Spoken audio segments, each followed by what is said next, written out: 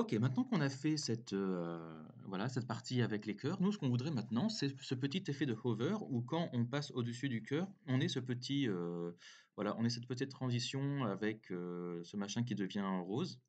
Vous voyez qu'en plus, c'est pas le même type de rose, puisque en haut, on a du rose et en bas, on a du violet, un peu comme, enfin, même exactement comme là-haut. Alors, il y a plusieurs manières de le faire. Moi, j'ai un petit peu, voilà, cherché un peu à gauche, à droite. On va le faire progressivement, en fait, en plusieurs étapes. Donc, la première des choses à savoir, c'est que quand vous regardez Font Awesome, en fait, chacune des icônes que vous utilisez, elle existe, en solide, voilà, comme ça, vous voyez que ça, c'est du solide, mais vous pouvez aussi la mettre en régular. Alors, il y a aussi un mode light comme ça, mais vous voyez que en fait, ça, c'est pro et puis pareil, duotone, vous pouvez mettre ça en 2 couleurs différentes, mais comme vous voyez, light et duotone, l'une comme l'autre, si vous voulez ça, il faut payer. Nous, on va rester en gratuit, donc on aura solide et régular.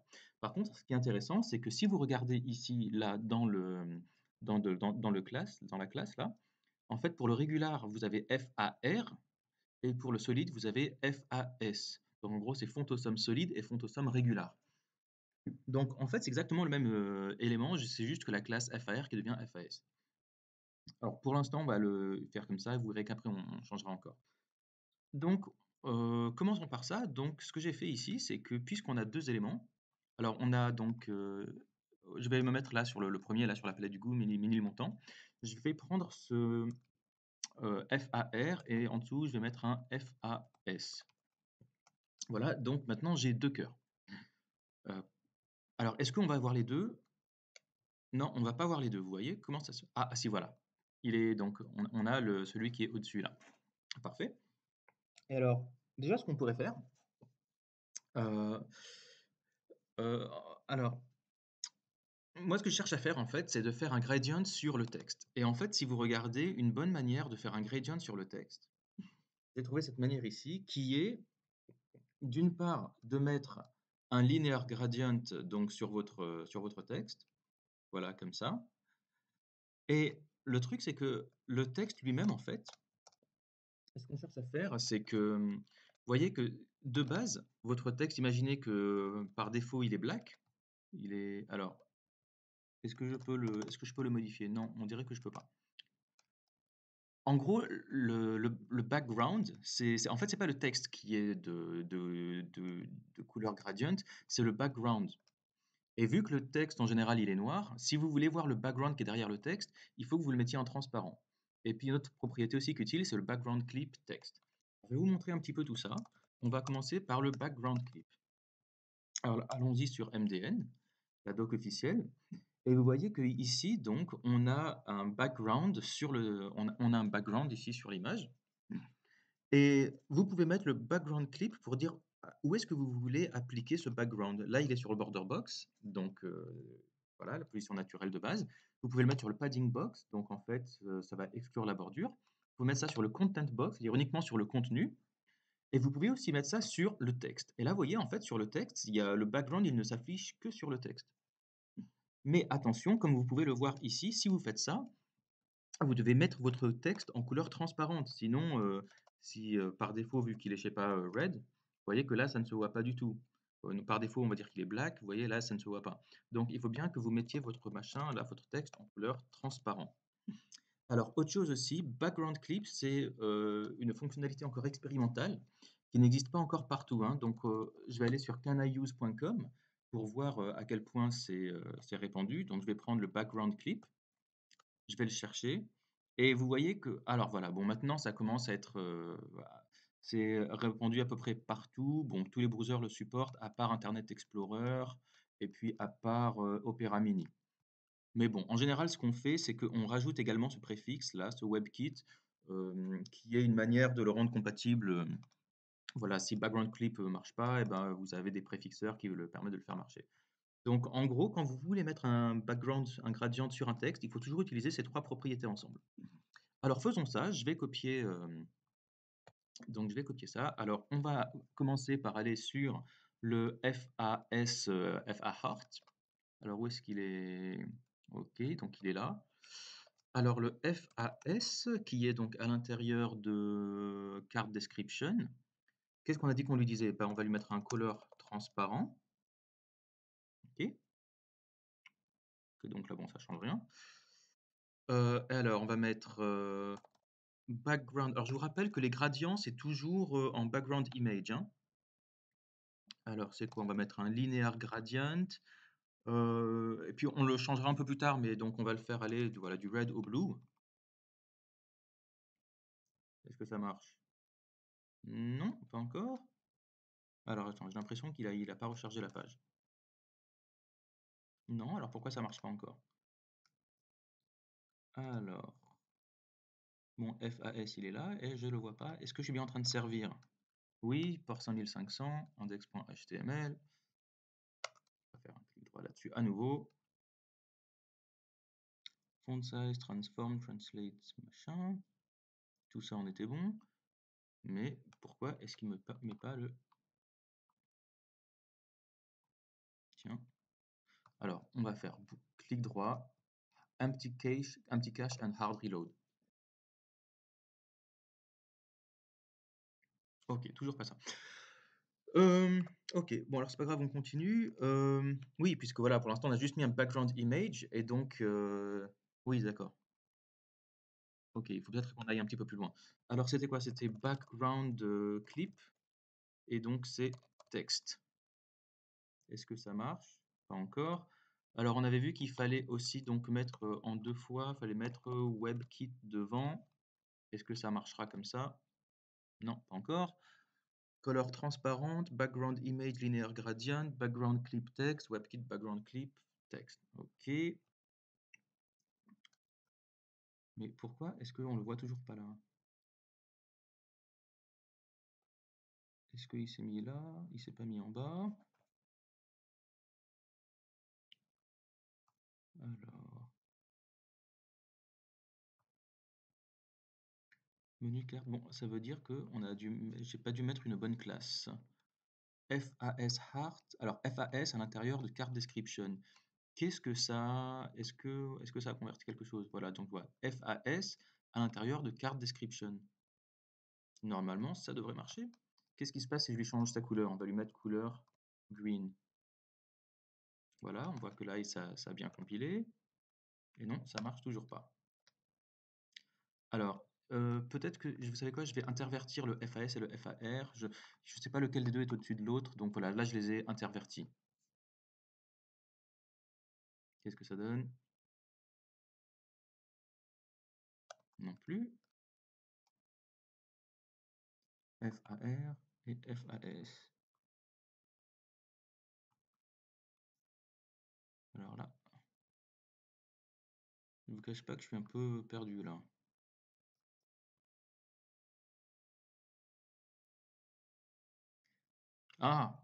L'abruti, regardez. Là, j'ai mis FAS, c'est pas du tout ça qu'on voulait. FAS, c'est un élément FAS. Nous, ce qu'on veut, c'est un point FAS. On veut une classe. Ah, voilà. Petite erreur bête. Ok, donc là, on est bon. Alors, attendez, je sais pas, j'avais interverti le FAS et le FAR. Je vais mettre le R au-dessus du S, hein. Hop, comme ça, qu'est-ce que ça donne? Ok. Donc, en fait, ça, c'est ce qu'on veut quand on est sur le hover. Alors, ce que je vous propose, c'est que... Alors, ok, donc on l'avait mis en color green. Nous, c'est pas ce qu'on veut. En fait, on va le mettre en couleur transparent. Ok. Voilà. Et donc là, on a bien le gradient. Alors, je sais que c'est pas le bon gradient. On changera les couleurs plus tard, hein. Donc là, on est bon. Ce qu'on voudrait, par contre, c'est que quand on hover là-dessus, moi, ce que je voudrais, c'est prendre ce FAS Heart là et de lui mettre une opacity de 0. Vous voyez? Et quand on lui met une opacity de 0, et ben, ça laisse apparaître celui qui est derrière là, le FAR. Donc faisons ça, on va mettre le FAS, je vais lui mettre un hover peut-être? Non, non, est-ce que c'est sur lui que j'ai envie de hover? Non, j'aimerais bien que ça le fasse quand on hover toute la carte description là, hein, pas seulement le cœur. Donc le end, voilà, c'est la carte description. Alors je vais mettre end de point hover. Alors pendant le hover, je voudrais que le FAS, il soit opacity 0. Qu'est-ce que ça compile ça? Ça compile menu card description hover FAS opacity 0. OK. Voyons voir ce que ça donne. Non, ça marche pas. Alors pourquoi? On va débugger. OK, card description, c'est bon. Nous, ce qu'on veut, c'est hover sur le card description. Mhm. Alors, regardez ce qu'on va faire. Là, je vais me mettre là-dessus et je vais forcer le hover. Ok, là, j'ai forcé le hover et pourtant, ça ne fait rien.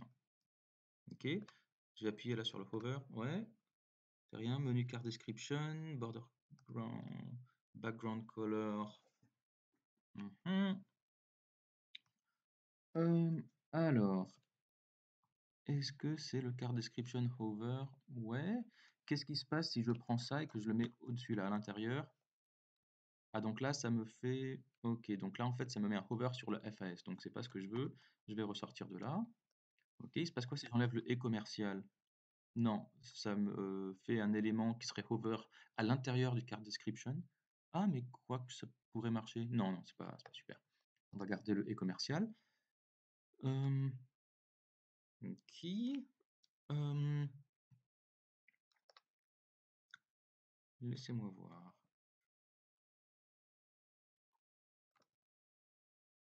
Ouais, alors attendez, ouais, on recharge. Alors, qu'est-ce qu'on a?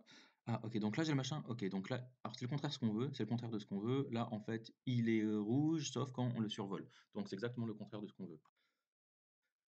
Euh, Qu'est-ce qui se passe si je remets le S au-dessus du R, on met le solide au-dessus du régular. Ah, et du coup maintenant on voit la bordure au-dessus du... Ouais, non, donc c'est pas top. Attendez, on va le remettre comme ça. Ok, donc le hover. Mhm. Euh,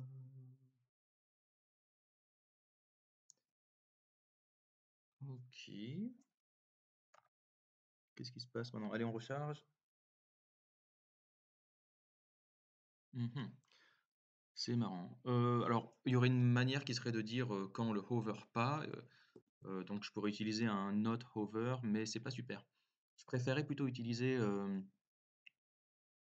Ou alors, ce qu'on pourrait faire, ce serait plutôt le R qui serait à 0 et qui passerait à 1. On pourrait faire ça. Non, mais je crois que c'est bien comment on fait, hein. On pourrait mettre le FAS qui change d'opacité quand on passe dessus. Donc là, hop, il a une opacité de 0. Donc c'est bon, en fait, il faudrait juste que c'est le solide. Pourquoi c'est le. Oui, non, en fait, c'est le solide le solide, il faudrait qu'il ait une opacité de 1, en fait, hein. Ouais, on va faire ça. On va lui mettre une opacité de 1 quand on hover, mais sinon, par défaut, on va lui mettre une opacité de 0. Ok, voilà. Ça, c'est beaucoup mieux. Vous voyez? Ok, bon, bah écoutez, ça c'est bien. Ce qu'on pourrait faire aussi, c'est lui rajouter une transition. Pour rappel, les transitions, ça se met toujours sur l'élément, hein, pas sur le hover. Donc on va faire transition, bah, allez, all, qu'est-ce qu'on met? 200 millisecondes. Voilà, c'est pas mal ça. On pourrait peut-être rajouter une petite fonction là, is peut-être. Je crois que is c'est la même par défaut, hein. Is in out. Voilà. Est-ce que vous voyez que ça survole un peu? On pourrait peut-être l'agrandir aussi. On pourrait peut-être lui dire scale, voilà, sur le FAS, on pourrait lui dire transform, scale, et puis on pourrait l'augmenter de, je sais pas, de 20%. Ça fait 1.2. Qu'est-ce qui se passe maintenant? Ah, c'est intéressant. Donc vous voyez qu'il y a, ok, un truc très intéressant. Euh, En fait, vous voyez ici, il y a déjà un transform ici, c'est le translate y. Et donc en fait, là, quand je passe dessus, bah, j'ai la propriété transform. Comme je lui mets un scale, et ben, ça écrase le translate y. Du coup, avant, il était en translate y de moins 50%, mais d'un coup, le translate y de 50%, bah, il s'en va. Il est écrasé par le scale. Donc, il faut que je le remette dans mon transform. Alors attention, il y a une différence, donc attendez, donc je vais reprendre ça, mais alors je peux en mettre 2 à la suite, ça, il y a pas de problème. Si je vous montre, le transform, vous pouvez mettre plusieurs transformations à la suite. Par contre, il y a un truc vraiment très bizarre. Vous voyez que là, par exemple, vous pouvez mettre, voilà, vous voyez, vous avez plusieurs, transformations et là, il y a scale et translate, mais attention, je crois qu'il les prend de la droite vers la gauche. Transform function, non-zooming, blablabla. Je crois qu'il y avait une histoire comme ça là. Transform, CSS transform, right to left. Il y a un truc à la con là, comme ça, où il faut le savoir. Hmm. Ah non, c'est peut-être les transitions. Non, je sais pas. En tout cas, faites gaffe. Voilà, il faut le savoir que si vous mettez deux propriétés, je crois qu'il les prend de la droite vers la gauche. Donc là, en fait, il risque d'abord de me le scaler et après de le remettre à sa place. Alors, qu'est-ce qui se passe? Ouais. Il se passe quoi si je mets le translate de l'autre côté? Ah ouais, vous voyez que en fait, non, non, non, bon, attends, je vais le remettre comme il était avant. Faut juste savoir que voilà, que ça peut faire une différence, hein. Voilà, bah écoutez, ça c'est bien. Très bien. Pour le gradient, on va récupérer le gradient qui est là-haut, pour les couleurs, hein. Alors, où est-ce qu'il était? Je me souviens plus. Ce bouton-là, voilà, c'était le bouton dans Explorer. Donc, alors, allons-y dans Explorer. Et dans Background Image, voilà, on avait un linéaire gradient, tout top, RGBA, tout ça, ok. Moi, ce que je vous propose là, c'est que ce Background Image, on en fasse un mix-in. Donc, allez, on va aller dans Utils. Et puis là, moi, je vais créer un mix-in bah, qui va s'appeler linear gradient.scss. Alors, comme d'habitude, donc, voilà, pour faire un mix-in, c'est mix-in. Et puis, comment est-ce qu'on va l'appeler bah, on va l'appeler, allez hop, hein, gradient, on va pas s'embêter. Hop. Alors, on va le prendre, lui. Hop, je vais prendre donc tout ce code-là. On va le mettre là. Et après, pour l'utiliser, alors déjà dans Explorer, maintenant il faut que je l'importe. Donc c'est @use, alors utils, et puis comment il s'appelle déjà? Pour afficher une liste, c'est CTRL espace. CTRL espace et linear gradient. Voilà. Et alors où est-ce que je l'avais mis? Je crois que je l'avais foutu ici. Et alors là maintenant, voilà, bah, je vais le mettre là tout en bas. Et pour include un mixin, c'est comme ça, hein, c'est include. Alors il faut que voilà, ça vient de linear gradient. Et comment est-ce qu'il s'appelle à l'intérieur? J'ai oublié, il s'appelle gradient. Point gradient. Voilà. Est-ce qu'il marche toujours bien? Ouais, ça marche. Et maintenant, ce gradient, je pourrais aussi le mettre maintenant sur le cœur, là. Alors, le menu, il est là. Alors, pareil, bah, je vais devoir faire importer, là, le mixin. Utils, linear gradient. Et alors, où est-ce qu'on l'avait mis? Je me souviens plus. Oh là là. Ah voilà, c'est là. À la place de ce background image, on va mettre le. Je crois qu'il faut mettre le @include en dernière ligne, je suis pas sûr, mais bon, dans le doute, on va le mettre là. @include, et comment est-ce qu'on avait dit que ça s'appelait linear gradient? Linear gradient point gradient. Ouais, ouais, voilà, c'est pas mal. Ah, par contre, malheureusement, ce gradient là, ah, vous avez vu qu'en fait là, il est pas, il a pas une super opacité là. Alors, qu'est-ce qu'on est allé voir dans gradient? Je vais aller voir. Tout top, RGBA, RGBA. Eh oui, vous voyez qu'en fait, ça part d'une opacité de 0,9 et ça arrive à une opacité de 0,9. Et oui, donc 0,9, c'est pas top. vous voyez que, à cause du 0,9, vu que j'ai pas une opacité qui est totale, on voit toujours le gars en transparence là, vous voyez? On voit toujours la bordure derrière en transparence. Alors écoutez, voilà ce que je vous propose. Notre mixin, on va lui passer un argument et on va lui passer un argument qui sera, l'opacité. Alors notre, gradient, on va rajouter des parenthèses et puis on va lui rajouter donc une opacité, donc on va l'appeler comme on veut, hein. Moi je vous propose, alors comme d'habitude on met un dièse, pardon, un signe dollar pour dire que c'est une variable. On va l'appeler opacity et puis là-dedans, là, ce 0,9, et ben, on va le remplacer par, voilà, opacity et puis ce 0,9 aussi, on va le remplacer par, hop, opacity. Par contre là, ça risque de merder un petit peu parce que là, moi, quand je include mes gradients, je leur donne pas de valeur. Donc là, vous voyez, voilà, j'ai tout cassé. D'ailleurs, si je regarde ici, voilà, missing argument opacity. Donc il faut que je lui passe une valeur. Alors où est-ce qu'il est l'autre là? Ouais, c'est donc dans le Explorer. Voilà, donc include linear gradient gradient. Donc là, bah, on va lui remettre son 0,9 puisque c'est ça qu'il voulait. Voilà. Et maintenant, il me dit, c'est dans menu.scss qu'il vient gueuler, qu'il n'est pas content. Voilà, gradient. Et alors lui, au lieu de lui mettre 0,9, je vais lui mettre 1. Voilà. Et alors maintenant, lui, il est resté à 0,9 et lui, il est bien à 1. Voilà, c'est parfait. Donc voilà, ça c'est pratique. Vous voyez qu'on a pu passer un argument à notre mixin.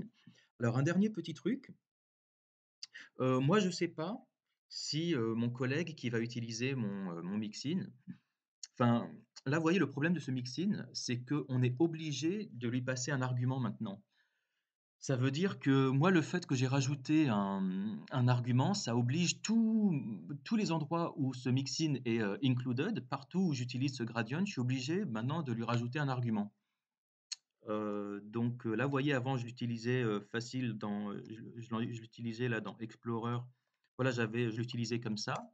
Mais maintenant, vu que je lui ai rajouté un argument, voilà, le opacity, et ben, il vient gueuler, il me dit, hey, tu m'as pas passé d'argument, donc voilà, il n'est pas content. Et ben, dans l'idéal, ce serait bien que je lui dise à SAS, enfin à mon mixin, que si on ne te passe pas d'argument, tu en prends un par défaut. Alors voilà, on va aller sur cette opacity. Je peux très bien lui mettre un 2 points et lui mettre une valeur par défaut, 0,9. Ça veut dire si on ne te passe rien, par défaut, tu es opacity 0,9. Voilà, et là ça marche, et là ça marche. Parfait. Bon, et ben on va du coup mettre voilà. Alors, on va faire ça ici. Donc là, hop, on va prendre ça là, on va le mettre là, ça, on va le mettre là, et ça, on va le mettre là. Et normalement, voilà, j'ai bien mes cœurs qui marchent, bien comme je veux. Parfait. Alors, vous pouvez vous arrêter ici, si vous voulez. Moi, je vais essayer d'aller un petit peu plus loin, mais normalement, voilà, on a bien réussi à faire notre transition qui est bien sympa sur le cœur. Voilà, alors pour rappel, hein, ce qu'on a fait, c'est qu'on a mis 2 icônes l'une au-dessus de l'autre, une en régular et derrière l'une en solide.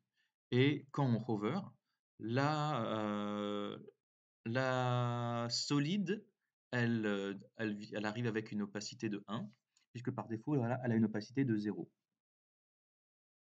Je sais que certains d'entre vous seraient tentés, au lieu d'utiliser l'opacité, de mettre un display none, qui ensuite devient un display block. Alors si vous faites ça, ça marche, mais par contre, vous allez avoir un petit problème, c'est que voyez qu'il n'y a plus aucune transition là. Il n'y a plus aucune transition. Pourquoi? Ben, parce qu'il n'y a aucune transition de possible sur le display. L'opacity, ça passe de 0 à 1, donc ça peut y aller graduellement. Ça va 0, 0,1, 0,2, 0,3, 0,4, 0,5 jusqu'à 1. Mais le display, voilà, quand il passe de none à block, bah, il n'y a pas de transition là-dessus. Donc, je vous conseille vraiment d'utiliser les opacités, surtout que le display, je vous rappelle que ça redemande à votre browser de passer par l'opération Paint qui va donc bien colorier tous les pixels. Et ça, c'est très lourd. Ça coûte très cher en opération processeur. Donc sur les vieilles machines, ça va créer des ralentissements. Donc voilà, si vous avez le choix, utilisez plutôt les opacités que les displays. Voilà, bah bravo, je vous dis à plus tard.